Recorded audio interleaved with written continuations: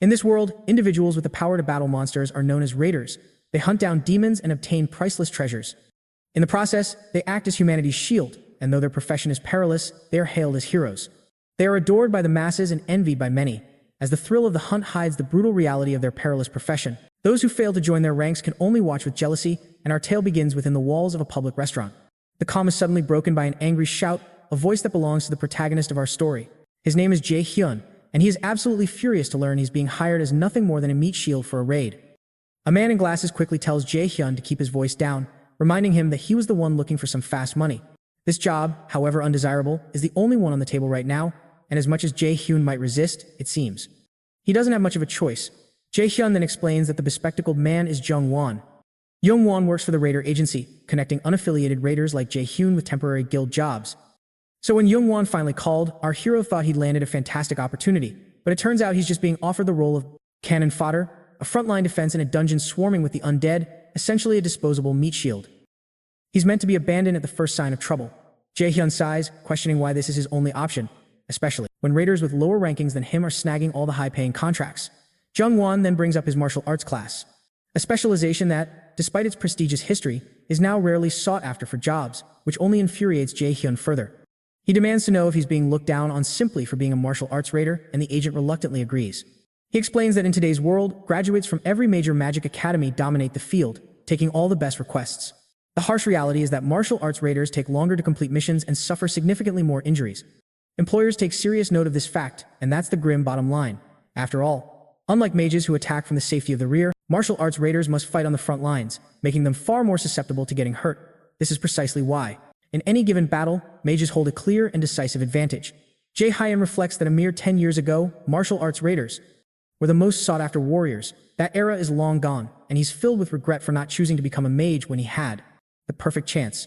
His story of regret began 11 years ago, during his third year of high school, when he aced the Awakened Aptitude Test. His evaluation was so outstanding he was offered a spot at a prestigious magic academy dedicated to cultivating the world's finest raiders. Back then, his aptitude for the mage class was an incredible 97%, a score that was practically perfect. Even the most elite students of that generation, like the famous Lady Sioena, only scored around 92%. His potential was simply unbelievable. Meanwhile, his aptitude for the martial arts class was a pathetic 34%, yet he foolishly chose to become a martial raider anyway. He had no noble reason for this choice. The simple truth is that he just didn't want to be a mage. In those days, mages had a terrible reputation as mere support buffers, considered unable to handle even low-ranking monsters without martial arts raiders providing protection. But oh, how the tables have turned. Martial artists are fading into obscurity while mages now reign supreme, are now in high demand. If our hero had only enrolled in a magic academy 11 years ago, his life would undoubtedly be far more prosperous today. But even if he tried to switch classes now, it's a futile effort. Raiders hit their growth ceiling at age 20, leaving absolutely no room for further improvement. It seems there's no use dwelling on past regrets, as the die has already been cast. Young woman then reminds our hero that gigs like this are a rare find these days, and he's in no position to be picky. He then reveals that he was initially going to offer this mission to someone else, but he chose our hero instead, saying he came to mind. Upon hearing this, our hero is struck by a bitter mix of sadness and irony. His innate talent was once the envy of everyone who dreamed of becoming a powerful mage. But now, a series of poor choices has reduced him to nothing more than an insignificant D-rank martial arts raider. With his back against the wall and no other options, he reluctantly accepts the job. His friend's face immediately lights up with relief, assuring our hero that he's absolutely making the right decision. Just as our protagonist is about to depart, the manager informs him that he'll meet Jay Hyun at 8 o'clock in the morning the next day, at a location already sent to his phone. Puzzled, Jay Hyun questions why the manager will be present, assuming he'd be tied up with agency matters. Young woman waves off his concern, casually mentioning that he has some other business in the area, a convenient excuse that hides his true intentions, so they'll cross paths anyway. The following day dawns, and the raid party assembles outside one of the ominous dungeon gates. Our hero finds himself standing alone. Jay Hyun glances at the time, a wave of anxiety washing over him because young woman is still a no-show, despite promising he'd be there. He lets out a frustrated sigh, thinking to himself that young woman should really be managing more competent raiders. After all, he's just a D-rank martial artist, while young woman is a formidable A-rank mage. Jay Hyun can't help but wonder why a talent like young woman even bothers with a small-time raider agency when he could join any prestigious guild he chooses. If their roles were reversed, Jay Hyun is certain he would have secured a much better position by now. Abruptly, a scathing thought echoes in his mind, a voice branding him a useless failure. It appears to be a dark part of his own psyche, a self-loathing he usually hides from the world, though its origins remain a mystery for now. Lost in this spiral of self-doubt, Jay Hyun is snapped back to reality by someone calling his name. It's Manhwa, decked out from head to toe in heavy armor, another one of our hero's friends. As they exchange some friendly banter, it's clear Manhwa is immensely proud of being a martial raider. He laments that the younger generation just doesn't appreciate the sheer coolness of martial artists compared to those mages, whom he dismisses as useless cowards just lobbing fireballs from the rear. But Jay Hyun couldn't disagree more. He believes there's nothing cool about being a martial raider. In reality, they're struggling so much they can barely afford to eat. Manhwa, however, encourages him, saying they should both give it their all, no matter their rank. He then suggests they grab a drink after the raid is over, and while Jay Hyun agrees, he quickly admits that he's completely broke and can't possibly pay. Manhwa immediately retorts that it's not his turn anyway, since he paid for the last round. Jay Hyun feels a pang of awkwardness and shame at the reminder, but seeing Jay Hyun's pitiful expression, Manhwa decides to cut him some slack and agrees to cover the bill yet again. Jay Hyun lets out a sheepish chuckle and apologizes for constantly making his friend pay. Deep down, however, he can't help but think that Manhwa is a little too easy to guilt into footing the bill again. Just then, their conversation is cut short as someone arrives and barks instructions for everyone to gather at the dungeon entrance, announcing that they will be proceeding inside in exactly 30 minutes. For some unknown reason, the entire group seems incredibly. A wave of anxiety washed over the party, our hero included, as it was clear no one appreciated this new guy barking orders like a drill sergeant. Regardless, the armored man rejoined his group to prepare, leaving Jay Hyun standing there, repeatedly glancing at his phone. As they waited for the raid to commence, we learn that when raiders enter a dungeon, they must be wary of two specific dangers. The first arises when they stumble upon treasure that the dungeon cleverly hides away. The moment they get excited about the loot, greed can completely warp their minds, causing them to lose all sense of rationality. And that's precisely when the dungeon springs its deadliest test. Surviving such a turn of misfortune is incredibly rare. It usually ends in total disaster. As for the second danger, we're left in suspense as the armored man interjects once more, telling Jay Hyun to stop staring at his phone, announcing it was time to move into the dungeon. He then cracked a joke at our hero's expense, stating that he was probably gawking at a picture of his girlfriend before heading into danger. Jay Hyun simply waved off the comment saying, "It's nothing important," but in truth, he was looking at a photo of his mother, not some girlfriend. After a silent, heartfelt word to his mom, he stepped into the dungeon. Once inside, the mages positioned themselves in the rear with their wands, while the martial raiders formed the front line. Instantly, mindless ghouls with grotesque faces materialized, and an arrogant wizard began shouting orders at the frontliners, demanding they hold their formation even at the risk of their own lives. This was the very reason our hero loathed this line of work. He detested being ordered around by these pompous mages, but he had no alternative but to comply. The mages started their incantations, conjuring their elemental powers, and began launching sizzling fireballs directly at the ghouls, incinerating the creatures into smoldering ash. Jay Hyun observed the wizards, their spellcasting so refined it seemed straight out of a prestigious magic academy, making him wonder if they were really with the Meteor Guild. That guild was just a rookie outfit not long ago, but their current display of power suggested otherwise. Despite the tension, he figured today wouldn't be his day to die, thanks to their overwhelming firepower. During a brief respite, Manhwa grabbed a water flask and chugged it down to refresh himself, remarking that all that was left was to take down the dungeon's final boss. The old man then quipped about feeling his age, admitting he couldn't keep pace like he used to. He then turned to our hero, asking if he'd managed to get any item drops.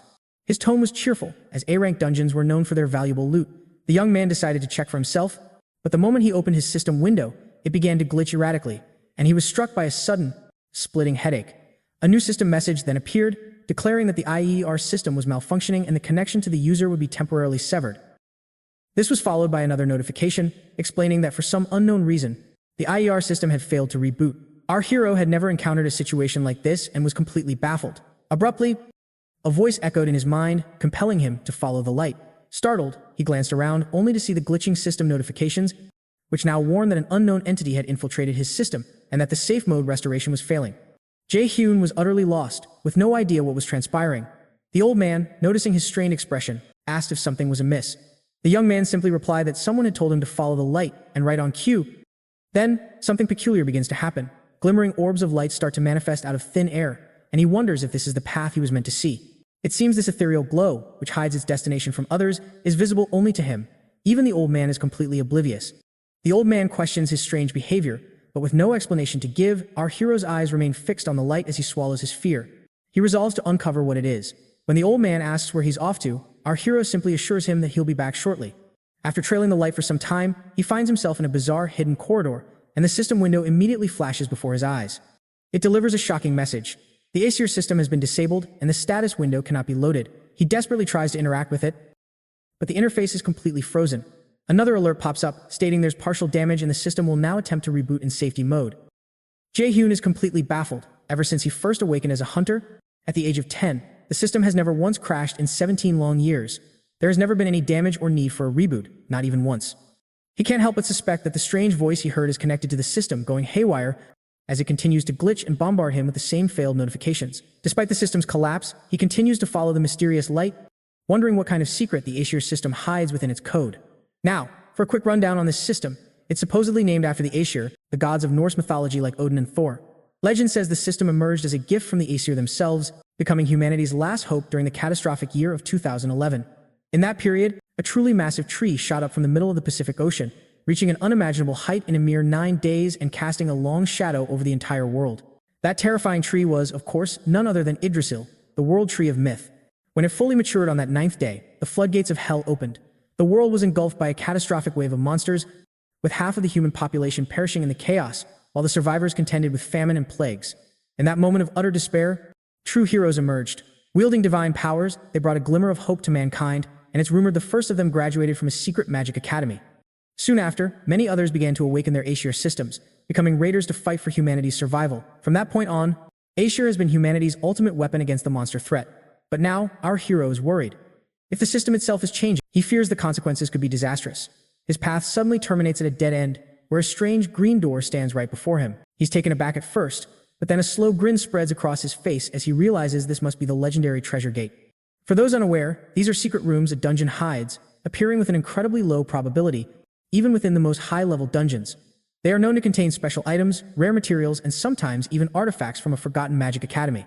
These treasures can fetch millions of won. Jay Hyun's mind races with excitement as he realizes the possibilities. Finding even a single piece of A-rank or higher equipment could completely transform his mundane life. He sends a silent prayer to the gods for a bit of good fortune. As he steps through the doorway, the atmosphere within feels utterly surreal, as if he's wandered into some kind of celestial office. There, directly before him on a pedestal, a brilliantly radiant item glows. Jay Hyun had heard whispers about these hidden sanctums within dungeons, but he never dreamed he would actually find one himself. Nevertheless, he is absolutely ecstatic. He spots the item and eagerly reaches out to claim it. The moment his fingers make contact, a cascade of system notifications floods his vision. The first message confirms the successful restoration of a damaged system feature, followed swiftly by a second. This one announces the discovery of new equipment, while a third prompts him to view its details. A massive grin spreads across his face. Jun can't help but feel like his prayers have finally been answered. As he cradles the object, the system panel springs to life. The panel reveals the item's identity, Odin's lost eye, a mythical ranked artifact. This legendary eye once belonged to Odin, the most powerful of the Aesir gods. He sacrificed it for ultimate wisdom and Mimir's well. Once equipped, it grants the user mastery over rune writing, a skill taught only in the most exclusive magic academy, and even the ability to reverse engineer magic. This allows him to dismantle or completely obliterate spells. It's the one and only mythical ranked item in existence, and once bound, it's his for eternity. The eye radiates such an intense light that Jay Hyun has to avert his gaze. Turning back to the system panel, he reads about its other capabilities. It possesses an active skill known as absolute calculation, a terrifying X-ranked ability that analyzes and shatters the very structure of magic. The mana cost for this absolute calculation skill scales directly with the rank of the magic being destroyed. With complete mastery of rune magic, he could unleash spells at their full potential without any incantations. Another incredible benefit is the power to copy an opponent's skills using a blank card. This eye is an absolute game-changer, a powerhouse artifact with a range of unbelievable abilities. It's the kind of power that could completely redefine Jay Hyun's potential as a raider, yet his first thought is to sell it. He figures it could fetch hundreds of millions of won the moment it hits the market. A wave of relief washes over him. He wouldn't have to slave away or serve as someone's meat shield ever again. Still, a part of him is tempted to try it on, having never handled a mythical item before. However, the system issues a stark warning. Once equipped, the item becomes soul-bound. It would be stuck with him forever. He knows he can't utilize its full potential, even if he did equip it, because he's already past the frickin' prime age of 20 for mastering this kind of power. Reluctantly, he decides against wearing it. After this unbelievably lucky find, he makes back to the rest of his party. A moment later, we see the old man reassuring the others that his friend will be back and right on cue. Jay Hyun makes his appearance. He immediately apologizes to the party leader for his tardiness, promising it won't be a recurring issue. Once they're all set to move on, the old man gives Jay Hyun a gentle pat on the chest, telling him to cheer up. But Jay Hyun just grins, assuring him, "I'm already good to go," and then cheerfully announces that he'll be treating everyone to drinks tonight. This sudden change in demeanor surprises the old man, leaving him scratching his head in confusion. He has no idea what could have happened to Jay Hyun. Meanwhile, Jay Hyun breathes an internal sigh of relief that no one seems to suspect a thing. You have to understand, inside a dungeon where law is meaningless, revealing a find like this could be a death sentence. Even his so-called friends wouldn't hesitate to turn on him for it. This is why he hides his discovery, doing his best to avoid any unwanted attention. All of a sudden, the cavern ceiling begins to crack. Before the party leader can even shout an order, the whole thing comes crashing down. Jay Hyun instinctively leaps in the opposite direction, but still ends up tumbling to the ground, probably getting a nice scrape for his trouble. A strange purple mist immediately engulfs the area, and his party members begin to cough violently, with blood trickling from the corners of their mouths. Jun reacts in an instant, clamping a hand over his own mouth and deciding to bolt before he inhales any of the encroaching poison mist. He screams for his friend, warning him to escape because the fog hides certain death. But as he takes a step, a horrifying spectacle roots Jay Hyun to the spot. His friend is impaled by a blade, wielded by an assailant cloaked in shadow. With his last breath, his friend gasps for Jun to flee. The gruesome sight paralyzes our hero for a moment, but the will to survive quickly takes over. He bolts, sprinting for his life. As he runs, his mind frantically replays the explosion and the instantaneous bloom of the toxic gas. The pieces click into place. This was a meticulously planned assassination. After he finally puts some distance between himself and the danger, he leans over, gasping for air with sweat pouring down his face, completely baffled as to why anyone would orchestrate this attack. Abruptly, our hero senses a presence behind him. As a figure emerges from the gloom, a blazing arrow streaks through the air. It isn't aimed at Jay Hyun, but slams into the ground before him, erupting in a deafening explosion. The man in the hoodie looks disturbingly familiar. Jay Hyun's blood runs cold as he recognizes Jung Won, a top prodigy from the National Magic Academy, casually gathering energy at his fingertip. Jung Won reminds Jun of their promised meeting today, a chilling smirk on his face. Jay Hyun wastes no time, demanding to know if this was all his doing. He confronts him directly. Did you release the poison fog? Did you attack the Meteor Guild? Jung Won's smirk only widens in response. He brazenly confesses to being the mastermind. The admission stuns Jay Hyun, but he forces himself to remain composed, trying to process the situation. He needs to understand the motive before making a rash move. He asks Jung Won for a reason, but the assassin just shrugs nonchalantly and says his clients paid him to. Jung Won then reveals that many people harbor a deep resentment for the Meteor Guild. Apparently, their arrogance and tendency to look down on others had earned them powerful enemies. Jay Hyun grits his teeth as the grim reality sets in. He recalls the rumors of dungeon assassination contracts, a dark underworld business where killers use the dungeon's chaotic environment to their advantage. It's the perfect cover to eliminate a target.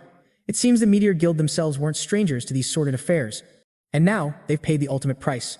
Jay Hyun feels a sharp pain from his shoulder, grazed by the earlier arrow, and doubts he can possibly fight back. He's facing Jung Won, an A-rank mage who sits in the top 2% of the nation's most gifted prodigies. In stark contrast, our hero is merely a mid to low-ranked player. While he knows he wasn't the primary target, Jay Hyun realizes his predicament. He's a loose end, a witness they can't afford to leave alive.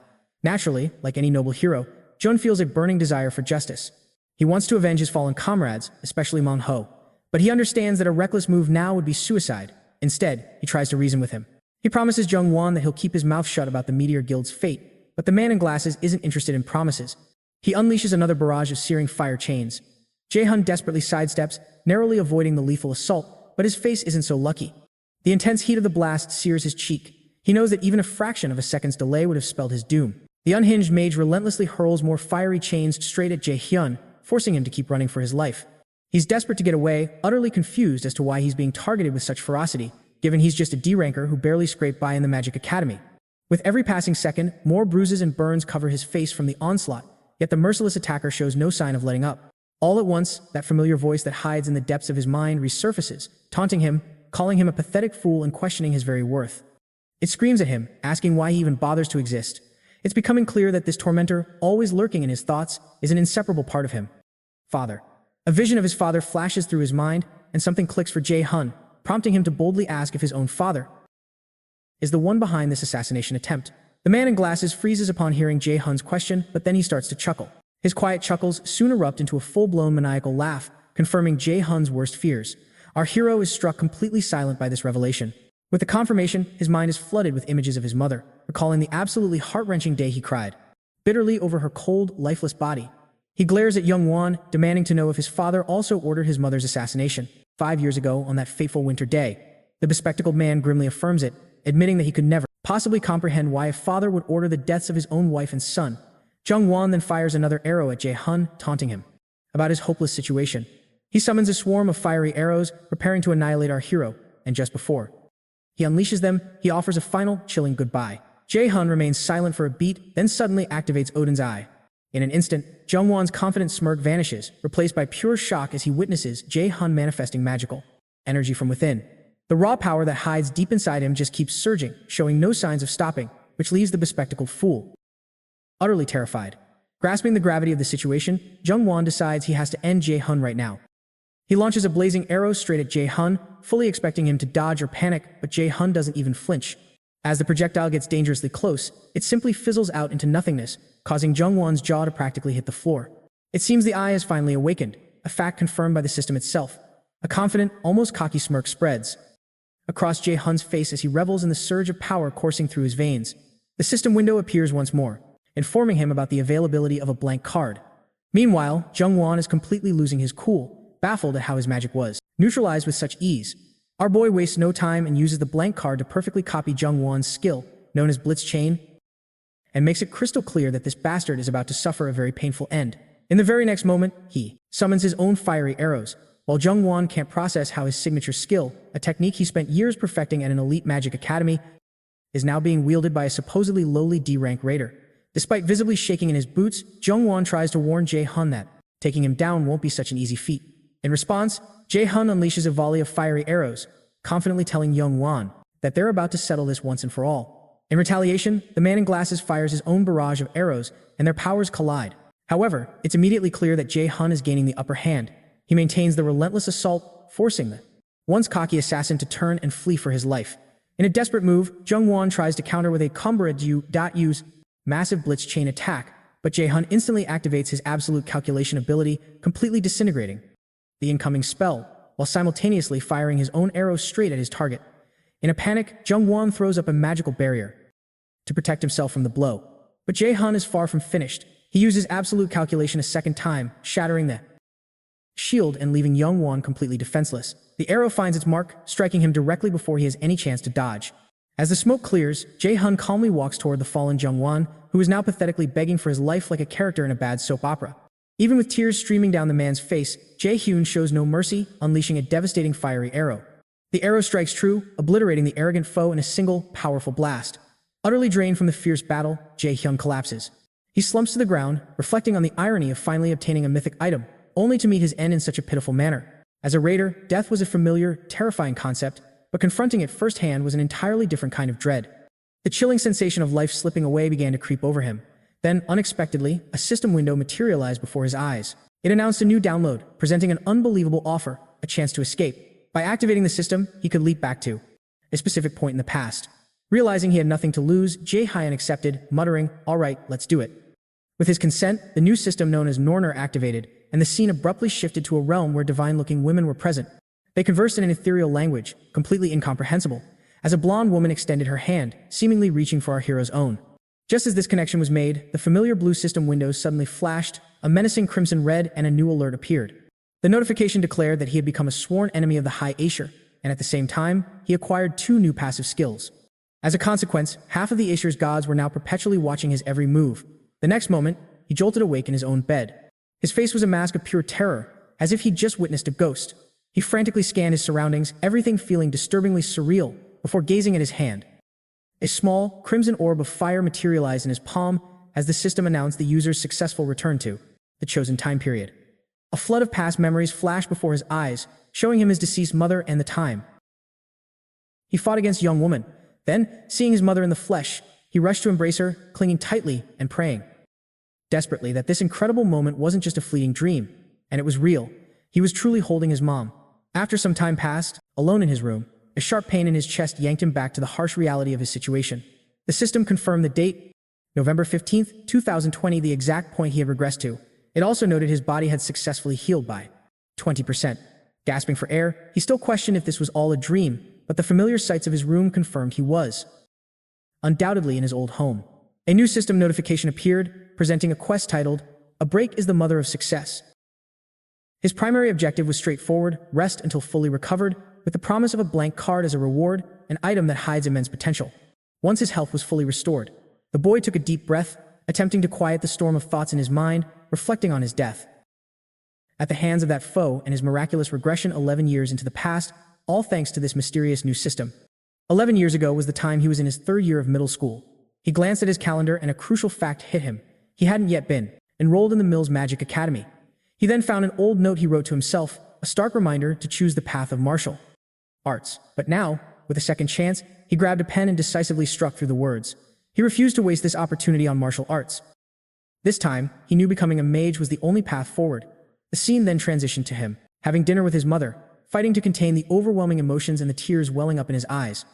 His mother looked at him with concern, noting his unusually strange behavior. She remembered how, when she came home, he'd embraced her with such desperate intensity, and he was weeping uncontrollably. His mother gently asks what's troubling him, but with a strained smile, he hides his turmoil and reassures her, claiming it was merely a bad dream. Yet, the vivid, haunting memories of his mother's death from his past life were a burden far heavier than any nightmare. Mustering his courage, he finally admits there's something important he needs to talk about, and she warmly encourages him to open up. She suspects he's having second thoughts about enrolling in a top-tier magic academy like Moo's. She's well aware of the perils and the cutthroat competition that comes with that path. She's ready to let him attend a normal school if he's unsure, refusing to force her own ambitions upon him.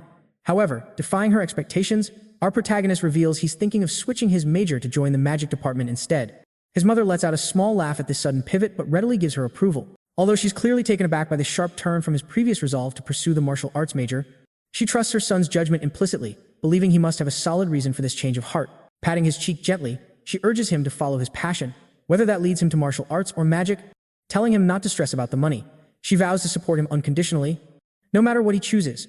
Touched by her unwavering support, he begins to cry once more, and through his tears, memories of his father, Minyango, an A-rank raider, surge through his mind, fanning the flames of his desire to grow powerful enough to exact revenge on his father. Jay Hyun immediately dives into a serious training regimen, beginning with a round of push-ups. He's also just acquired a blank card for finishing his first quest, and his body is already looking more toned and fit. Honestly, I'm a little jealous. As long as I'm stuck here narrating these recaps for you all, I doubt I'll be getting back on the six-pack abs grind anytime soon. Meanwhile, Jay Hyun is still hazy on the full details of the Norner system, but he's not about to complain so long as it keeps working. His knowledge from his past life will allow him to corner the market on dungeon items, and his first-hand experience as a dungeon guide will undoubtedly prove invaluable. The only catch is, he's lacking in skills beyond his natural martial arts talent. The skills Absolute Calculation and Blitz Chain were both copied from a young Woming. Leaning back in his chair, he pulls up the system interface to review his current stats. He's fairly certain his level has been rolled back to match the present timeline, and that his stats have been completely reset. Yet, somehow, he's managed to keep all the passive skills from his past life, along with two brand new ones. The first is called One Who is Observed by the Gods, and the second is Supreme God's Eye, both of which are already maxed out. And as we know, he also possesses the Absolute Calculation and Blitz Chain skills, but it's his passive abilities that truly pique his curiosity. He decides to inspect the One Who is Observed by the Gods passive, which is designed to grant him accelerated growth through divine favor. This very skill is what allowed him to keep his other passives during the regression, explaining how he managed to retain them all without a single reset. On top of that, it grants him an additional stat point every single time he levels up. Thanks to this incredible ability, it seems most of the Aesir's demigods are now watching him closely. He then shifts his focus to explore his other skills. His Supreme God's Eye passive is another game changer, an exceptional skill that lets him pierce through any illusion and uncover the truth that evil the world hides. Finally, there's his active skill, Blitz Chain, which lets him lash out at foes with crackling, electrified chains. It can even cause paralysis, but the mana cost skyrockets with each additional chain. At first, I was convinced they were just simple fire chains, and I bet you thought the same thing. He then shifts his focus to his other stats. In spite of them all being laughably low, his main priority is pumping up his magic stat, which is absolutely vital. And yet, he understands that endurance is just as important. In those grueling, drawn-out fights, you need the stamina to last. After some careful consideration, he resolves to use his new blank card to acquire a healing skill, given that he already possesses an offensive ability. You have to understand, even in the year 2020, a time when mages are looked down upon, healers are still in high demand. They're practically royalty, earning immense respect that extends far beyond the confines of dungeon raiding. Therefore, he reasons that as a mage with healing abilities, he'll finally command the respect he deserves. The only problem is, locating an awakener whose healing skills he can copy is going to be like finding a needle in a haystack. In his past life, desperation led him to use his only blank card in that fight with young woman, but he's determined not to make that same mistake, especially since he has no idea how many more cards the system will ever give him. Just then, his phone buzzes to life, and his eyes go wide when he sees Kim Yoo-jun's name flash across the screen. Kim Yoo-jun is his childhood friend, a person he's known forever and who once shared his dream of attending the prestigious Mills Magic Academy to become a top-tier raider. In his previous life, she died tragically in his arms, a terrible fate he is now hell-bent on preventing. A small smirk plays on his lips as he reads her message. It seems she wants him to come with her to see Saintess Yu Youngin at a seminar. This news sends a jolt of excitement through him, because Saintess Yu Youngin is legendary for her incredible power, especially her unique magic of sacrifice. Without a moment's hesitation, he leaps to his feet, snags his hoodie, and gives his mom a quick shout that he'll be back in a bit. As soon as he's outside, he glances at his phone and fires off a text to Kim Yoo-jun, letting her know he's on his way. In another part of the city, a lavish Rolls-Royce navigates through the congested streets. Inside, Saintess Yu Youngin sits in quiet contemplation, her manager rattling off the day's packed schedule. The manager, clearly worried, asks if she's holding up, pointing out how hard she's been pushing herself. She reassures him that she's fine, just a little drained, reminding him that her sacrificial magic always takes a toll on her own life force. What she hides is the true extent of her fatigue.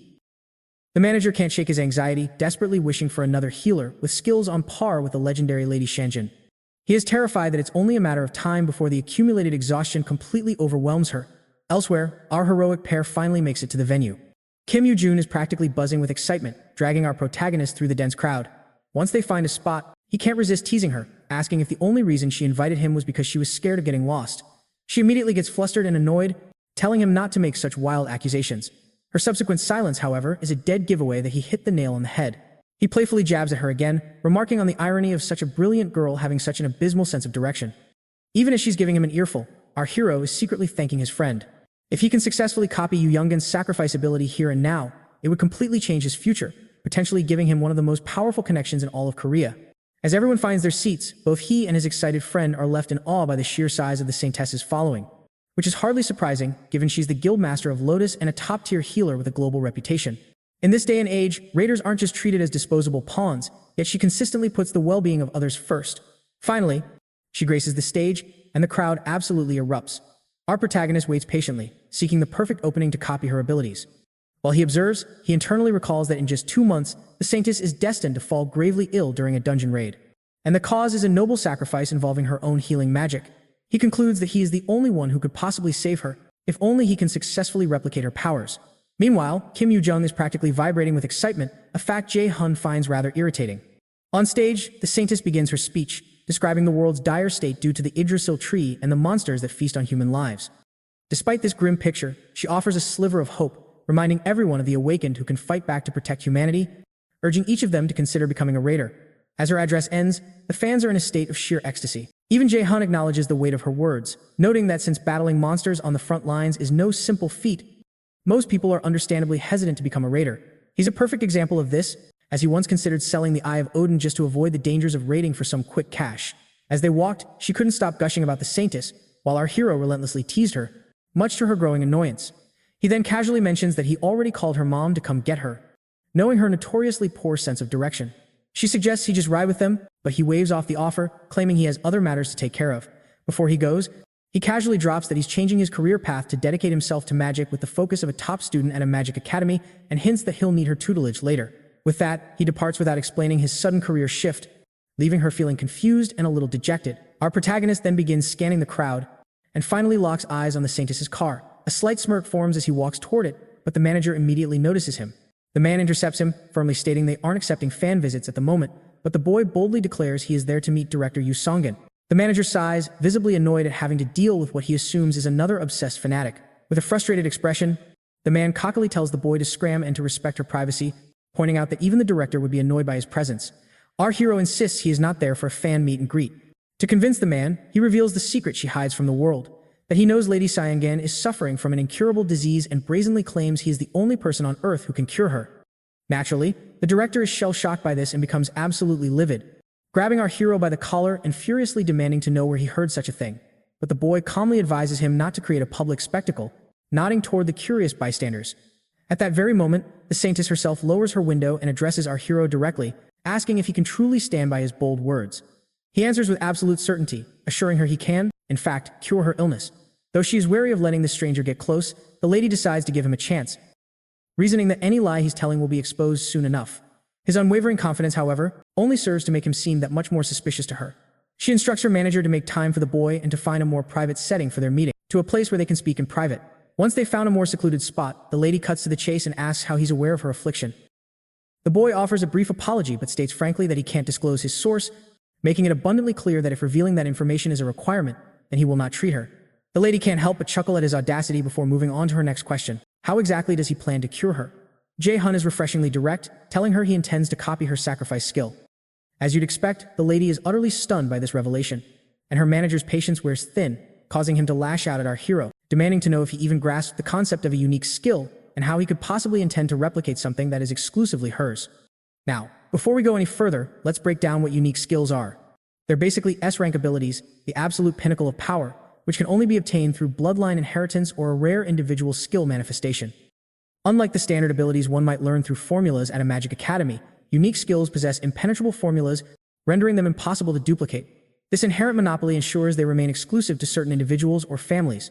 The boy, however, calmly diffuses the tension, pointing out that if he wasn't aware of all this, he never would have approached them in the first place. The lady immediately gestures for her irate manager to stand down, assuring him it won't take long to hear the boy out. She then asks if he can truly deliver on his extraordinary claim, to which Jay Hyun confidently affirms. We also learn that the debilitating penalty which hides within her skill requires a healing ability of an equal or higher rank to be counteracted. The cruel irony is, she's unable to use her own power on herself, as the sacrifice skill demands an offering to the gods, thus preventing her from ever healing her own body. At last, the lady gives him the go-ahead to begin. As a magical aura envelops her, Jay Hyun feels a surge of excitement and instantly begins copying her ability. A system window materializes, asking if he wishes to register the new skill. Sacrifice. Onto the blank card. Without a moment's hesitation, the boy confirms. As soon as the process is complete, he activates his newly acquired sacrifice skill, demonstrating its power by manifesting it in the palm of his hand, leaving both the lady and her manager utterly speechless at the impossible sight. Our hero decides it's time to negotiate before applying the cure, but first, let's take a look at the stats of this incredible skill. Its primary benefit is creating a powerful wave of healing that can restore multiple allies at once and purge any negative status effects. Secondly, when cast upon undead monsters, it transforms into a devastating attack skill known as Judgment of Light. And finally, because the skill was duplicated using a blank card, it comes with absolutely none of the inherited penalties. With that settled, the lady asks what he desires from her guild.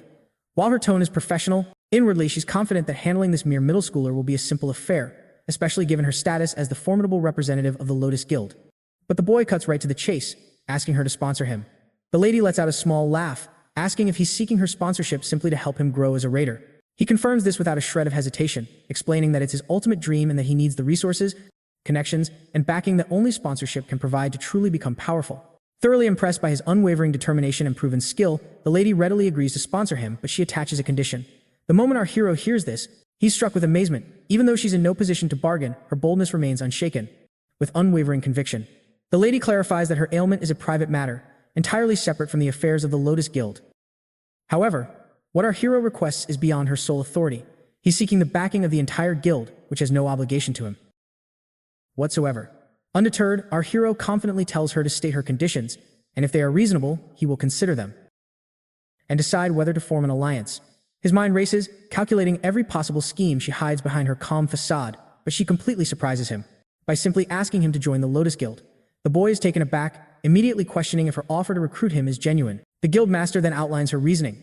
First and foremost, he managed to unearth highly classified information regarding the Fed leader's illness, a secret known only to a select few, demonstrating an exceptional talent for intelligence gathering. Secondly, he perfectly replicated her signature sacrifice skill, a feat she has never witnessed in her entire life. She's intensely curious if there's some elite magic academy out there producing prodigies like him. Our hero feels a wave of awkwardness hearing this. He knows he can't reveal the truth. His knowledge comes from reliving time, and his skill mimicry is a product of his special system. The lady then leans in, closing the distance between them, and in a low voice, she reveals the third and final reason for her offer. Despite his youth, not even old enough for a proper magic academy, he didn't flinch for a second while facing down the leader of the Lotus Guild. She admits she's impressed by the sheer nerve he just displayed. In his previous life, he remembers the Lotus Guild collapsed shortly after her demise. With her now alive and well, he is certain that joining her guild would be a shortcut to immense power. But a crucial question lingers. How can they form a contract when he is still a minor, and such agreements with the underage are strictly forbidden? With a clever smile, the lady plays her trump card, reminding him of the right of priority negotiation. It's a loophole our hero is actually familiar with. This right grants a guild the privilege to sponsor the development of a promising raider trainee who has not yet come of age. Upon reaching adulthood, that sponsoring guild gains the exclusive first right to offer them a formal contract before any other guild gets a chance. Jun is floored. He never imagined he'd be the recipient of such a perk, especially after being turned down by even the most pathetic guilds in his past life. It's clear the lady has taken a genuine interest in him, and with renewed purpose, the boy rises from his seat, declaring he will heal her immediately. While her offer is incredibly tempting, he chooses to focus on the treatment first, proving his worth before formally accepting her terms. As he stands over her, however, the manager's expression is anything but reassured. Despite having witnessed the boy's incredible power firsthand, a seed of doubt still remains in his heart. He remains on high alert, fearing our hero hides a cursed or forbidden power, especially since the world's top medical experts failed to find a cure. But in a matter of moments, the lady feels a miraculous wave of restoration. Sensing the profound change within her, the manager is left in a state of absolute shock and awe. He wastes no time, bowing deeply before our hero and apologizing with the utmost sincerity forever. Having doubted his abilities, our hero simply shrugs it off, admitting it was perfectly understandable to be skeptical of a kid, but the manager continues to apologize profusely, deeply ashamed of his earlier disrespectful behavior. Jay Hyun then informs the lady that the treatment is complete and she can now move around without restriction. The moment she rises to her feet, she gracefully walks to the window, channeling her magic to illuminate the entire room with a brilliant light. Tears of pure relief well up in her eyes as she realizes every last symptom has vanished. Overwhelmed, she expresses her profound gratitude for this miraculous healing and wonders if he'll face any repercussions. But of course, we know such penalties don't apply to his unique copied skill. Our hero simply smiles, assuring her that she can repay him when the time is right, an offer the lady readily accepts. She then presents her card, urging him to consider her proposition, and promises to pull every string to ensure it works in his favor. In return, Jay Hyun mentions there's something he needs. The very next day, the manager is seen escorting him to a low-ranking dungeon under the Lotus Guild's control. As you might expect, he's there to grind and level up his skills, with his sights set on becoming an undisputed ace at the renowned Mills Magic Academy. The guild ensures he's fully equipped with all the essentials and even lends him some spare gear typically reserved for their own members. However, the manager cautions him that entering the dungeon alone is incredibly risky, questioning why he is so insistent on a solo run. Jay Hyun coolly replies that he just wants to grind. As a precaution, the manager hands him a small stone, explaining it's a warp stone. If he shatters it, he'll be instantly teleported outside the dungeon gate. It's a small token of gratitude for how he helped their director, and our boy gratefully accepts it. He then proceeds into the dungeon, and the moment he steps inside, he's certain that it's merely an E-rank dungeon, nothing he should be concerned about. The manager shouts after him, urging him to use the warp stone if any real danger emerges, and he nods confidently. Deeper within, however, his mouth is suddenly covered by a pair of unexpected hands, and a system notification reveals he's been dragged into Helheim's Field of the Dead. The scene then shifts over to Director Yuangan's office. There, we find the director lost in thought about our hero. She's concerned because even for a simple E-rank dungeon, it's virtually impossible for a newcomer to clear it solo, no matter how talented they might be. Yet, she can sense this kid is far from ordinary. He clearly didn't choose this gate randomly, so she smirks, deciding to see what he's truly planning. Just then, a knock echoes at the door, and after receiving permission from the director, a woman enters the room.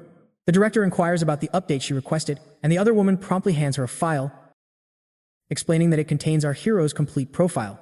As the director skims through the pages, her eyes widen in shock upon reading that he aspires to become a martial artist, a detail that makes absolutely no sense given his incredible magical abilities. An intrigued silence fills the room. She wonders what kind of secret he hides behind this facade. The woman who brought the report is equally baffled by his talent, but she assures the director that the information is 100% accurate, barring any unforeseen mechanical errors. Taking a look for ourselves, we discover that our hero's aptitude for magic is a staggering 97%. A moment later, the director calls his manager, Appa, and instructs him to contact her the very instant our hero emerges from the dungeon. She is incredibly eager to witness his profound talents with her very own eyes. Meanwhile, back in the dungeon, our boy finds himself plummeting into the unknown realm of the dead, hitting his backside hard on the ground upon impact. As he scans his surroundings, he realizes he's in a desolate graveyard and struggles to get to his feet, coughing violently. Before he can even process the situation, an undead creature materializes before him. Wasting not a single second, it draws its bow and fires an arrow straight at our hero. His reaction is a fraction too slow, resulting in a nasty gash across his face. Immediately, another monster appears, poised to strike him down. He can't tell if its claws are laced with some sort of paralysis poison, which is incredibly frustrating. He swiftly heals the wound using his unique sacrifice skill. Just then, more zombies begin to claw their way out of the ground, and he finds himself completely encircled by shadowy souls, hovering menacingly in the air as they unleash a barrage of attacks. But this time is different. Jay Hyun snatches an ethereal arrow right out of the air, crushing it to dust with a simple clench of his fist. He's clearly irritated by their pathetic attempts. Elsewhere, Kim Yoo-jun is gazing at the autograph she got from the director. Her admiration, however, is overshadowed by a growing annoyance with our hero, who abandoned her despite knowing she has a notoriously terrible sense of direction. His recent erratic behavior is grating on her nerves. He once detested crowds.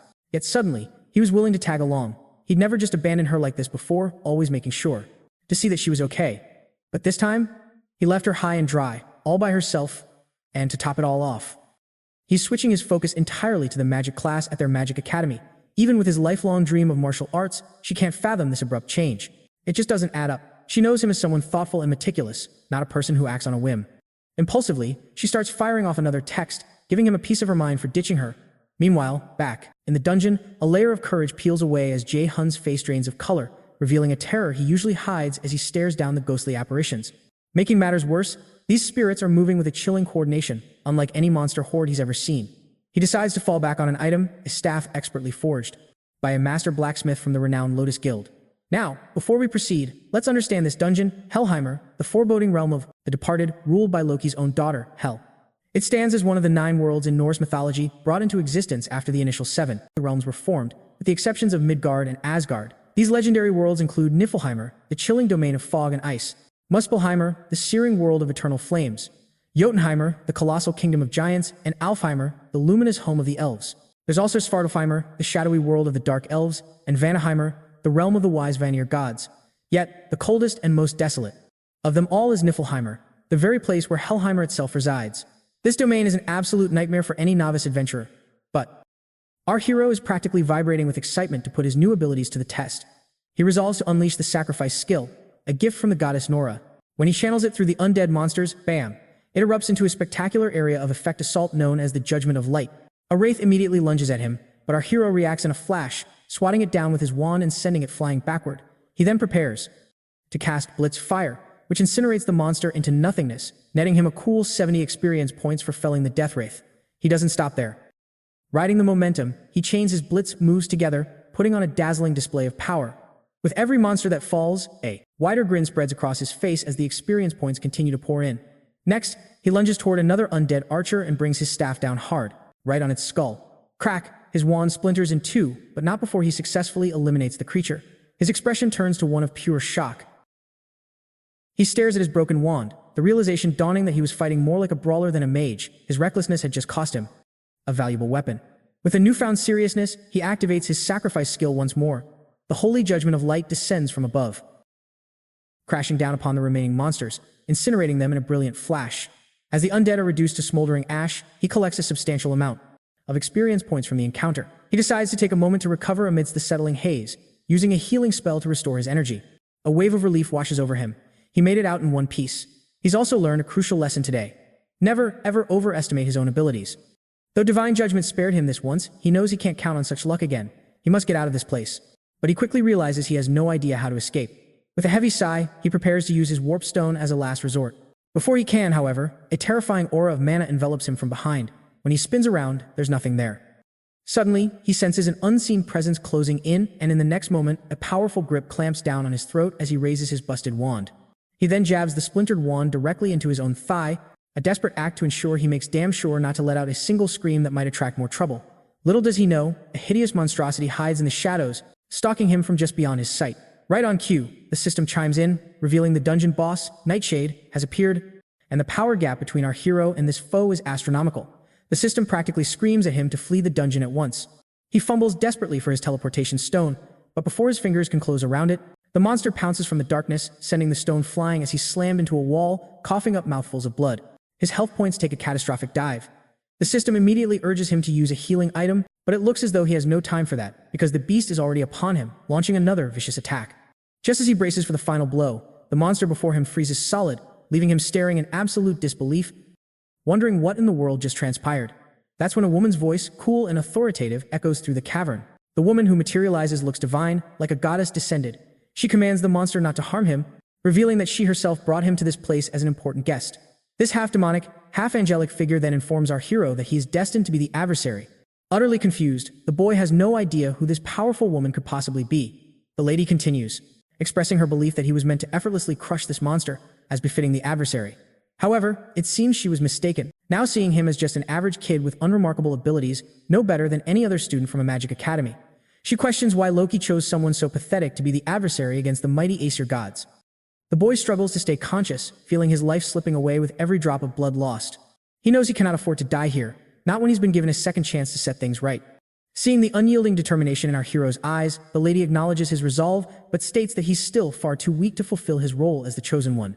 She then begins to choke him, her voice a cold whisper warning that his end is near. If he doesn't grow stronger, and rapidly, she threatens to end his life with her own 2 hands. Recognizing the deep potential he hides, however, and his importance to her plans, she decides to grant him one more chance.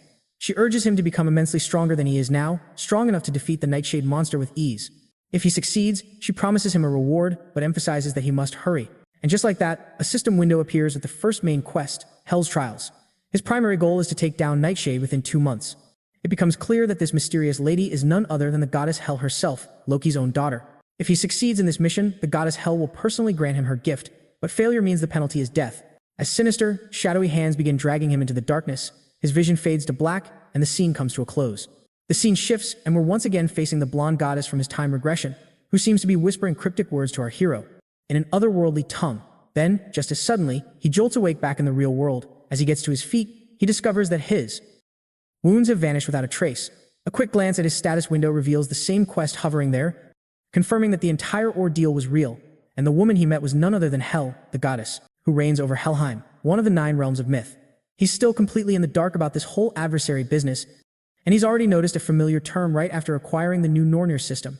With a mountain of unanswered questions piling up like why he regressed and what this adversary nonsense is all about, he's certain of one thing. He absolutely has to level up, and fast. If the goddess's words hold any truth, the instant his growth stagnates, she will personally end him. But he can't help but chuckle to himself. At least life won't be boring with these daring tasks ahead. Still, he has a long road ahead. He's a complete novice when it comes to fighting as a mage, lacking even the basic spells they teach on day 1 at any magic academy. Whipping out his phone, he sees an incoming call from the director summoning him. He replies that he'll swing by tomorrow and is prepared to sign the contract. The following day, our hero arrives at the Lotus Flower Guild headquarters. The manager personally leads him inside, and as they walk, it dawns on him why he's receiving such special treatment. It's because his mage aptitude is a staggering 97%, after all. Upon reaching their destination, our hero's expression lights up at the sight of the director, a confident woman with long hair and a captivating presence that immediately catches his eye. They exchange warm greetings. She gets straight to business, outlining the incredible perks the guild is offering with the contract, and our hero enthusiastically confirms they are beyond impressive. I mean, who wouldn't be thrilled?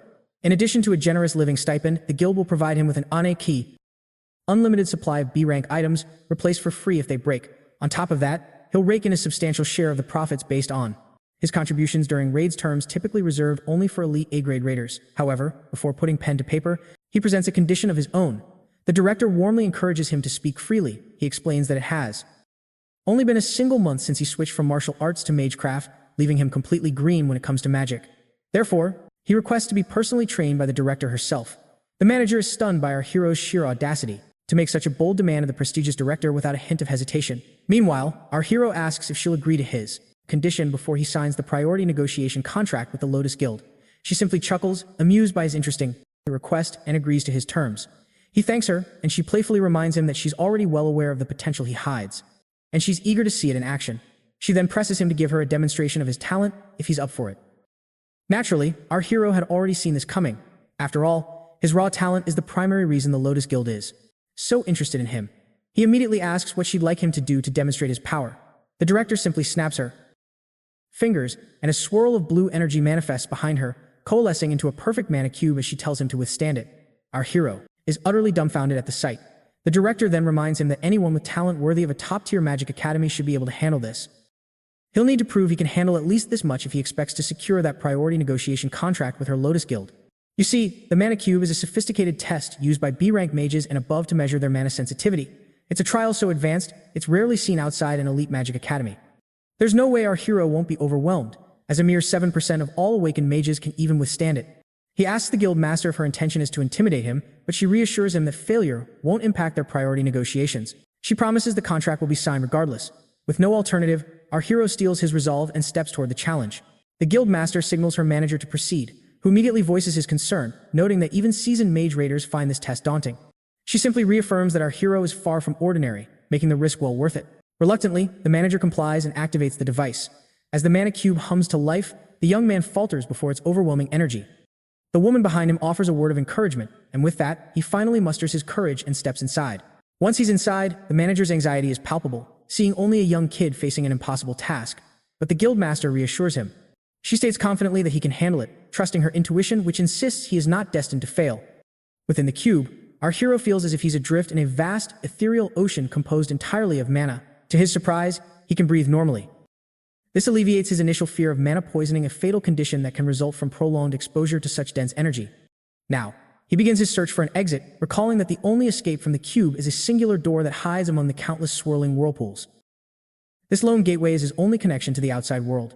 He focuses his will, determined to find a way out of this chaotic space. Suddenly, he senses something unusual, a power that hides in plain sight, an unassuming crystal, pulsating with an immense magical aura. It feels as though it contains the very essence of this vast mana ocean. Outside, the manager continues to fret. Meanwhile, the guildmaster watches on with an amused chuckle. The manager, on the other hand, anxiously asks how long this trial usually takes. She replies that the fastest escape on record is a staggering 40 minutes. Hearing this, the manager bluntly states his grim conclusion. He'll either perish in there, or he'll shatter the world record. The guildmaster agrees, though she's confidently expecting the latter. And just then, their eyes widen in disbelief as they see the central crystal begin to fracture from the inside out. The shocked manager glances at his timer and realizes a mere 10 minutes have passed since the boy entered.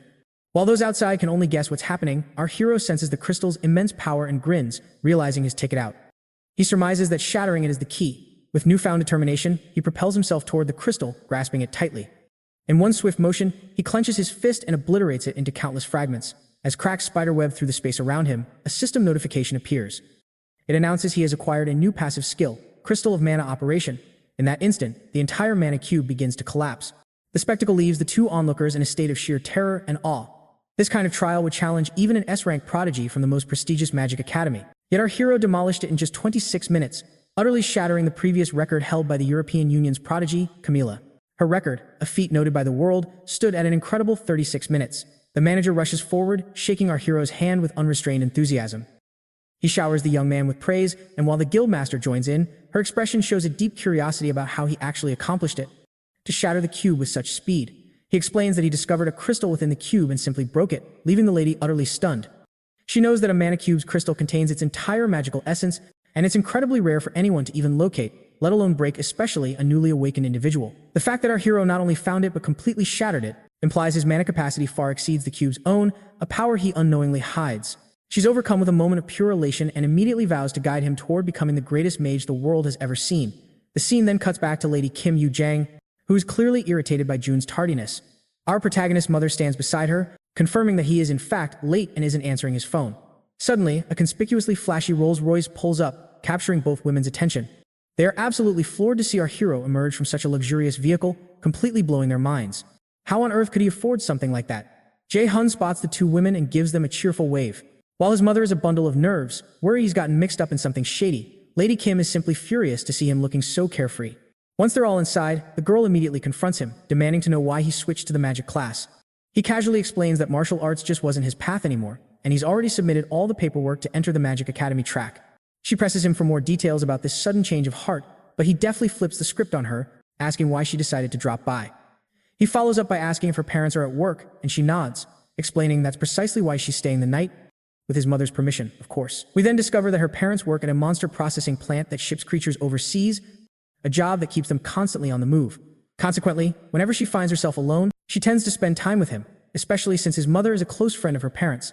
Changing the subject, our hero asks her to teach him the fundamentals of magic. Now that he's committed to this new path, the girl immediately wants to know what's in it for her in return. With a sigh of reluctance, he asks what she wants. She admits that she doesn't really have anything specific in mind at the moment. After a brief pause to think, she declares that he must grant her a single wish. He agrees, but not without adding a condition. Her wish has to be made within 1 year, or the deal is off the table. She agrees, looking slightly annoyed, while he privately wagers that she'll probably forget all about it before the year is up. He then playfully teases her, asking what kind of wish she could possibly have in mind, but she, now clearly irritated, just tells him to stop running his mouth. She gets so worked up that while she's clutching that pillow, for a second there, the way she was squeezing it gave me a bit of an optical illusion. Did anyone else see that? Or is it just me? Drop a comment and let me know. As their playful banter continues, his mother calls them for dinner, but they're too busy to notice. Completely caught up in a pillow fight. Watching their dynamic, I honestly wouldn't be surprised if the girl's wish ends up being a joking demand for him to marry her. Meanwhile, deep in a forest, menacing ravens circle overhead as a man clad in black effortlessly dispatches the monsters with his blade. At last, we are introduced to our hero's father, Min-Young-woo, who is being praised by an armored man for clearing out the dungeon with such ease. The man extends an invitation for Min-Young-woo to join their guild, but our hero's father politely declines, stating his preference for working solo. The armored man practically pleads with him to reconsider and join them. He dangles the Scarlet Guild's respect as a prize, but the enigmatic figure in black merely scoffs, calling him hopelessly stubborn. Then, without warning, the father figure conjures strange, ethereal chains, all while delivering a condescending sermon on the greed of humanity. As if giving a lecture. Just as quickly, he vanishes into thin air, leaving the armored warrior utterly bewildered. Following this unsettling encounter with this deadly patriarch who, ironically, looks younger than our hero, we cut back to the director, who is initiating Jay Hyun's very first lesson at this prestigious magic academy. She immediately forgoes theory, diving straight into a sparring challenge, daring him to land a single blow. Jay Hyun hesitates for a moment, but seeing no way out, he exhales slowly and cautiously adopts his fighting stance, leaving no openings. Channeling his deep knowledge of martial arts, he unleashes a powerful punch aimed directly at his target, fully expecting her to react. Yet, the director just stands there grinning as the force of his blow kicks up a massive shockwave, obscuring the entire area in a thick cloud of dust. When the haze finally clears, our hero sees his fist stop dead, caught effortlessly in the director's hand as if it were nothing, leaving him completely horrified. She flashes a confident grin, and Jay Hyun immediately leaps back to a safer distance. It's clear he gravely underestimated her just because she's a healer. He's now convinced she hides the immense power of a top-tier S-rank raider. After his failed attack, she begins to deconstruct his technique, noting the telltale habits of a martial artist in his stance and approach. She explains that mages almost never charge in recklessly like he did to initiate an attack. The director then quizzes him on the fundamental difference between martial arts and magic. He replies that martial arts focuses on close-quarters combat with weapons like swords, whereas magic is all about overwhelming foes from a distance. She nods in agreement, adding that magic users excel at debilitating enemies from afar, allowing martial artists to move in and finish them off in close combat. With the lesson over, she tells him to brace himself, as she's about to demonstrate what true mage combat looks like. She casually assures him she can heal any injuries should things get out of hand. Though nervous, he prepares himself. The director then condenses pure energy at the tip of her finger, unleashing an intensely focused beam of mana. Jay Hyun barely manages to roll out of the way as the director coolly tells him that it's now his turn to retaliate. He instantly activates his blitz chain ability, firing a volley of lightning arrows directly at her. The chains connect with a thunderous explosion, yet when the smoke clears, the director is standing there completely unscathed. She seems mildly surprised that he possesses an A-rank skill, but reminds him that power is useless if you can't hit a vital spot. She then counters with her own arrow of light, aimed squarely at his head. Caught off guard, he takes the full force of the attack, and despite being battered from head to toe, he somehow remains on his feet, impressing the director with his incredible durability. Seeing this, she decides to stop holding back, unleashing a furious barrage of crackling blue lightning bolts. This time, however, he instantly activates his absolute calculator skill, and her magic simply disintegrates, leaving the director utterly stunned. She cannot comprehend how he managed to analyze, reverse, and neutralize her attack in a mere instant. Visibly impressed once more, the director asks what other surprises he's been hiding. Our hero simply challenges her to find out for herself. Accepting the challenge, the very ground beneath her feet suddenly begins to crackle with an immense and volatile energy. The attack erupts, and she takes the blast head-on, barely deflecting it with a single hand. Even so, her hand trembles from the sheer force of the impact, and she is completely baffled by his incredible casting speed. As she reels, he follows up with another relentless barrage of arrows. Her path, but she effortlessly conjures a barrier for protection, intrigued by his ability to cast magic without any incantation. Since spellcasting, a fundamental taught at any magic academy, usually demands a precise verbal component that even experienced mages only shorten for weaker spells.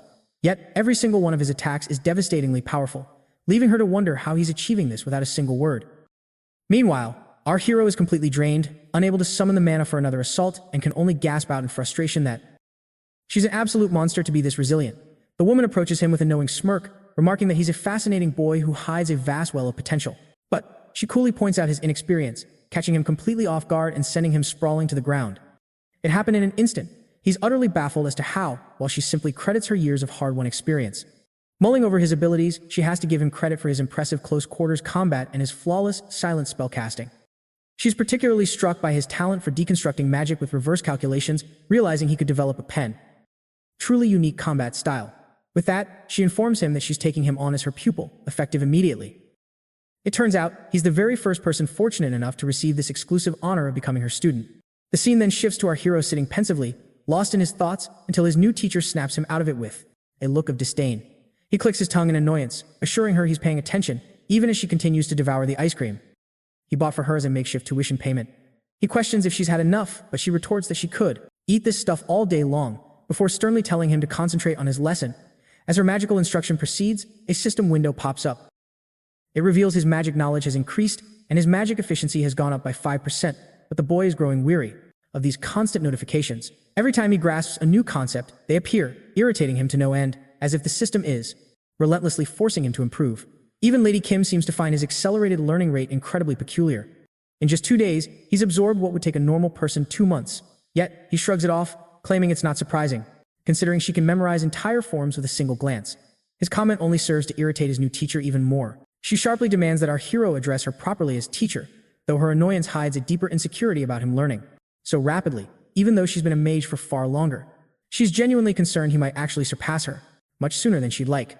With a sigh, the boy reluctantly calls her teacher, but not without reminding her that he possesses a natural-born talent for magic, which explains his rapid progress. But that excuse just hides the desperate effort he's putting in to master magic at an incredible pace, all because he's terrified of being utterly destroyed by that hellish goddess. His teacher then recalls how shocked she was when he declared he was pursuing martial arts, and she begins to berate him. She demands to know why he would even consider abandoning magic, a field that could have made him a star at any magic academy, since it was so perfectly suited for him. During their study session, Jay Hyun is suddenly struck by a vision of a man's face, a face intrinsically linked to the tragic events of his previous life. Yoo Jung pulls him from his trance, asking if he's been preparing for the practical exam on his own time, to which he confirms that another instructor is indeed helping him train his practical exam. He's left wondering about the vision he just witnessed, questioning if it was merely a figment of his imagination. However, he also remembers the grim deadline. Hell has given him a mere 2 months to vanquish the Nightshade. Realizing this, he shoves the distracting thoughts aside. This is no time for distractions. Instead, our hero focuses on more productive matters, hoping that the potion he's developing will be a game-changer for raiders everywhere and, more importantly, help him shatter the plateau limiting his own power. Meanwhile, over at the Lotus Guild's training center, Manager Park Sunjae is supervising a group of raiders during their session. He meticulously corrects their form, pointing out the mistakes they're making. Spotting the guild master, Seongan, he approaches her, commenting on how the trainees are quite promising for rookies and that the guild's average rank has seen a significant jump from the previous year. He's taken aback, however, when he realizes she's completely zoned out. Snapping back to reality, Seongan offers an apology, prompting the manager to playfully tease her, guessing that Jay Hyun is on her mind. She doesn't deny it.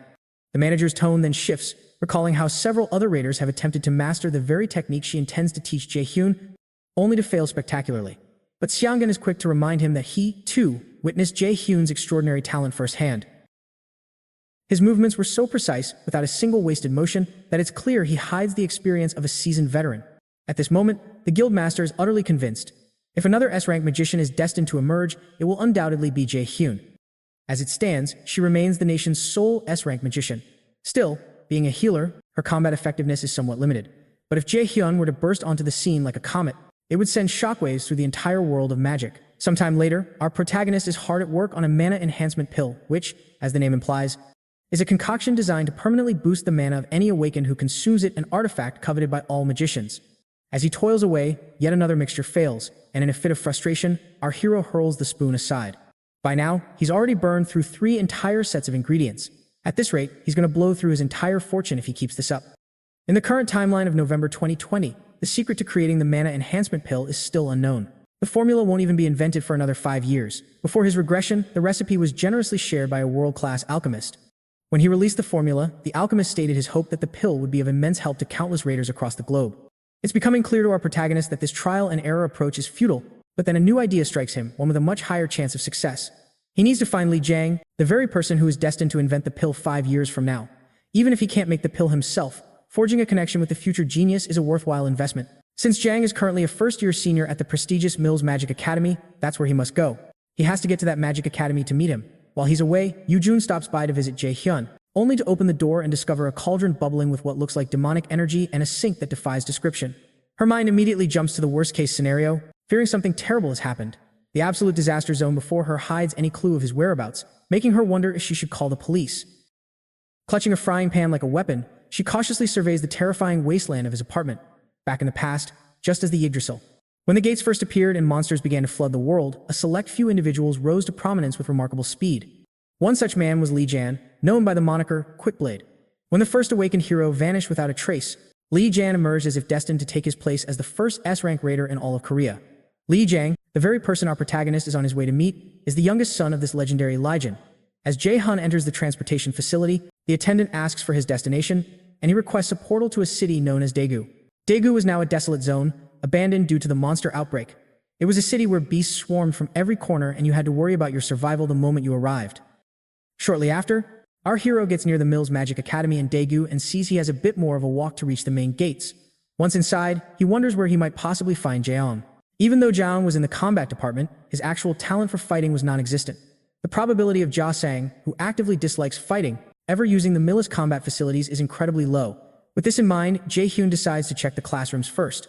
Moving forward, he notices a crowd has formed and approaches to see what has captured their attention. When he pushes his way to the front, he's met with the sight of Jay Sang being thrown backward by a powerful attack. Our hero helps Jang to his feet, and the kid apologizes for bumping into him. Jay Hyun, however, offers no reply, his eyes locked onto Jang's opponent, who sneers and asks who the hell he is, and if he has some business with Jay Sang, whom he mockingly calls a stutterer. Before he can speak, the bully places a hand on our hero's back, asking if he's the brother of the stuttering mess, since they don't look a single bit alike. Yet, Jay Hyun doesn't bother to grace this provocation with a response. The bully then clarifies that they are in the middle of an important discussion, advising him to wait on the sidelines if he doesn't want to get hurt. Before the guy can even finish his sentence, our boy slaps his hand away. Finally speaking, Jay Hyun tells the injured kid that it would be best to go to the nurse's office and asks if he can walk. But Jaeon just stares at him, completely stunned. Infuriated, the bully steps forward and snatches Jay Hyun by his collar, calling him a complete bastard. The enraged bully demands to know if he's incapable of understanding words and then asks him if he's looking to die. However, our hero calmly notes that this is the second time someone has grabbed his collar, and he doesn't know why people seem to be doing that so often. He remembers his lessons with Yu Jung, focusing on the immense power he usually hides from view. He recalls the process, having a clear image in his head, calculating the magical formula, constructing the spell, and then executing it. Thinking back to Xiang'an, the image our hero chooses is a brilliant beam of light that shoots out like a divine arrow. Suddenly, the system notifies him that the skill, known as Holy Arrow, has been activated. By just pointing his finger, our protagonist releases a powerful blast of the Holy Arrow straight into the large guy's chest, sending him flying backward and knocking the spit from his mouth. As the big guy screams in pure agony, Zhang watches in utter shock, realizing the stranger just cast a spell without any incantation. The other onlookers also murmur about what in the world just transpired, wondering how this guy was able to cast a spell and how he was able to fire a holy arrow that completely broke the arm of a prospective warrior. The students begin to gossip that it's unheard of for anyone at this magic academy. The bully, realizing he's weaker than he looks, grows furious. If this continues, his reputation throughout the entire magic academy is going to be shattered, utterly destroyed. So, he vows not to let this punk walk away without a scratch. Clutching his broken arm, he magically materializes a sword. When Jae Song spots the weapon, he screams for Jae Hyun to watch out, but the enraged bully swings the sword, aiming to maim Jae Hyun. As the blade rushes toward Jun's face, a lesson from Master Xiang flashes through his mind. He'd been taught how to forge a barrier by evenly distributing mana around his body, a technique that causes any attack to violently ricochet off. Without a moment's hesitation, he activates his mana barrier. The bully's massive sword rebounds as if it hits solid rubber, flying completely out of his grasp. Sheer terror flashes across the big guy's face, but he's far too slow to react because our hero swiftly grabs his face, coolly asking if he's finished with his little tricks. As the bully tries to call him a crazy bastard, Jae Hyun cuts him off, blasting a holy arrow directly into his face. The impact violently sends him flying backward, shattering his nose. A heavy thud echoes as the bully's body slams into the ground, and Jae Sang can only stare in utter awe, wondering just who this mysterious stranger is. When Jae Hyun finally turns and locks eyes with him, the kid actually shrieks in fear. But Jae Hyun simply walks past him, heading toward the unconscious bully who lies in a cloud of dust and smoke. He crouches beside the fallen figure, a little surprised at how effectively he took the guy down. A moment later, our hero pulls out a potion. He regrets having to waste a perfectly good potion on this oaf, but it can't be helped, so he uncorks it and pours it over the injured bully. Instantly, the bully's battered face heals completely, leaving our boy thoroughly impressed with the potion's effectiveness. With that business concluded, he turns to Jang, who is still visibly shaken, and suggests they head to the nurse's office. As they make their way there, Jae Hyun suddenly stops, pulling them into a secluded spot where no one can overhear their conversation. A confused Jang just stares at him, and he begins to suspect that Jae Hyun sought him out for a reason, that this stranger somehow knows who he really is. Finally, he musters up the courage to ask if, by any chance, his father had sent him. Intrigued, Jae Hyun replies that his father had nothing to do with it, and he questions how he would even know who his father is, but it's obvious Jang doesn't believe a word of it. Finally, Jang asks him why he really came looking for him.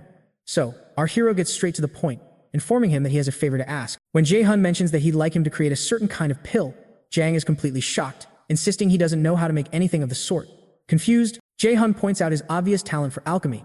He then produces the very potion he used on the bully and asks Jang if he wasn't the one who sold this exact potion on the black market. Stunned, the kid wonders how on earth he could have possibly found out, because there's just no way anyone could have traced his information back from the black market. Jae Hyun, however, knows exactly what's on his mind. And to be fair, he's not wrong, because the black market is a sophisticated transaction system that completely hides a user's tracks and their identity. The sale of items, their prices, the recipient, every single detail is processed through the secretive Easter system, ensuring total anonymity and security. Fortunately for Jae Hyun, the black market interacts perfectly with the Norner system he possesses, which is precisely how he was able to purchase this potion, making this whole confrontation much easier. Once more, Jae Hyun asks Jang if he was the one who made it, and Jong vehemently denies it again, but our hero cuts him off, pointing out that he's a terrible liar. Finally, Jay Hyun decides to tell him. Jay Hyun completely understands why the boy desperately hides his side hustle, but he cuts to the chase, explaining that time is short. Meanwhile, Jang recalls how he listed those potions on the black market, now wondering if it was a grave error to register them there. He never imagined it would spiral into this. His only goal was to earn a little extra money. Knowing his father would absolutely ruin him if this got out, he bows deeply before Jay Hyun, desperately pleading for him to keep this a secret from everyone. Jay Hyun clarifies that his intention wasn't to blackmail him, rather, he's in search of a brilliant alchemist who can help him craft a specific elixir. After a moment of contemplation, Jang looks up and asks Jay Hyun just who in the world he is. Our protagonist then reveals that he's a prospective student of Mila's renowned magic academy. Respectfully calling him senior, they finally sit down, and Jang, still on edge, requests that Jay Hyun elaborate on the pill he wants to create. Our hero then explains his goal, a mana enhancement pill, a concoction that can permanently boost a raider's total mana. Stunned, Jang leaps to his feet, questioning if permanently increasing mana is even possible. Jay Hyun confirms that it is. Instantly, the gears in the young alchemist's mind start turning as he ponders what kind of ingredients would be required to achieve such a miraculous effect. As he begins to list the potential components for the mana pill, Jay Hyun is surprised to see the boy's entire aura shift. Even his stutter has vanished. Beyond that, Jang managed to deduce most of the necessary ingredients just from hearing the elixir's effects, proving his immense natural talent. This solidifies Jay Hyun's decision. He absolutely must get this prodigy on his side. After a moment, Jang stops his rapid-fire brainstorming, concluding that it would be wiser to approach a more established alchemist for such a legendary elixir, but Jay Hyun firmly refuses, insisting he wants him. He even promises to provide every single resource required. While it's true that with the recipe, other alchemists might be able to create the pill, the one who possesses an overwhelming and incomparable talent is Li Jang. Finally, he poses the question, asking Jang if he will undertake this monumental task for him, and the young alchemist agrees. However, Jang quickly clarifies that he can't guarantee if he will succeed. Our protagonist simply tells him that it's perfectly fine even if he fails. Baffled, Jang asks him if it's really alright, since Jay Hyun would be the one to suffer the loss. Jay Hyun assures him that this is an investment made because he believes Jang has the inherent ability, acknowledging that some investments are bound to fail. As Jay Hyun tells him he looks forward to working together, tears begin to well up in the young man's eyes, because this is the very first time anyone has ever shown such faith in him. Noticing the raw emotion, Jay Hyun feels a sense of satisfaction, glad to have forged this crucial connection.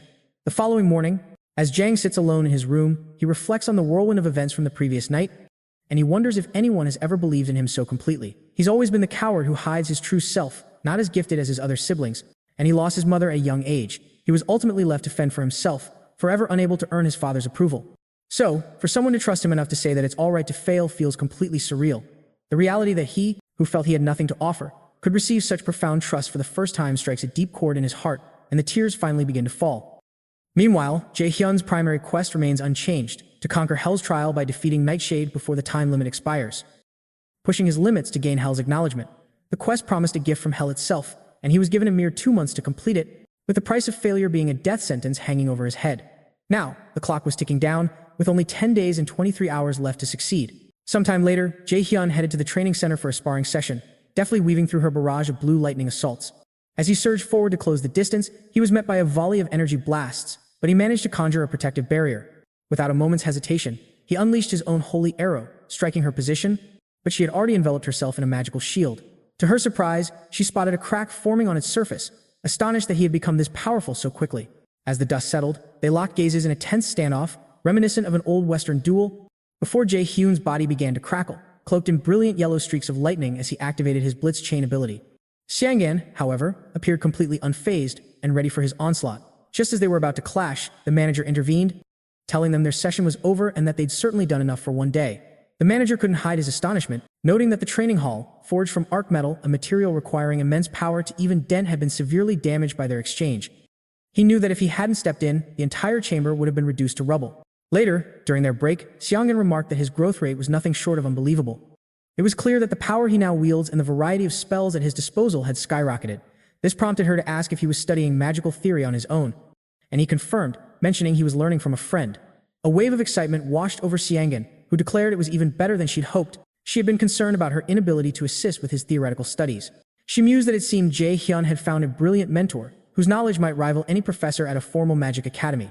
He reluctantly agreed, though he privately thought the real issue was Yu Zhong's rather eccentric personality. Before parting ways, Xiangyan brought up Jay Hyun's earlier statement about wanting to raid a dungeon again. He confirmed, explaining he wanted to test the full effectiveness of his recent training. Because of this, She confidently stated that the E-rank dungeon he'd previously entered should now be a walk in the park for him, encouraging him to give it his all. The problem was, the truth he hides is that it wasn't an E-rank dungeon at all, but a C-rank one where he first encountered Hell and the monstrous Nightshade.